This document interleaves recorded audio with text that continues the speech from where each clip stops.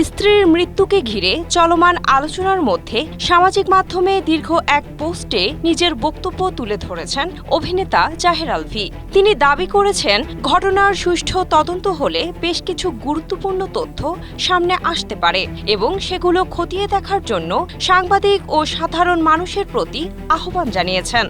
আমি আপনার উপকার করলাম আর আপনি আমারে তাড়ায় দিবেন? আপনি আর কোনোদিন আমার দোকানে আইবেন। নিজের বক্তব্যে জাহের আলভী বলেন, তাদের বাসার ড্রয়িং কাম ডাইনিংয়ে সিসিটিভি ক্যামেরা রয়েছে। সেই ক্যামেরার নিয়ন্ত্রণ ছিল তার স্ত্রী ইকরার ফোনে।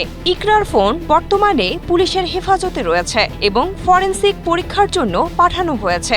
আলভীর ভাষ্য অনুযায়ী সিসিটিভি ফুটেজে নেপালে যাওয়ার দিন থেকে ঘটনার আগ পর্যন্ত গুরুত্বপূর্ণ তথ্য থাকতে পারে।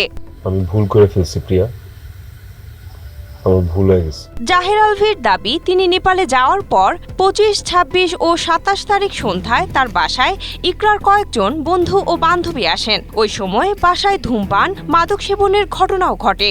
এমনকি ইকরা তার সহকারীকে দিয়ে সে সময় ঘুমের ওষুধও আনান। তদন্তের স্বার্থে যেন ওই 3 দিনের ফুটেজ কোনোভাবেই মুছে ফেলা না হয়। অভিনেতা আরও জানান, ইকরার মোবাইল ফোনের মাধ্যমে জানা যাবে কে তার স্ত্রীর সামাজিক যোগাযোগ মাধ্যমের অ্যাকাউন্ট নিষ্ক্রিয় করেছে। এমনকি তার নিজের ফোনও প্রয়োজনে তদন্তের জন্য পুলিশের কাছে দিতে প্রস্তুত আলভী।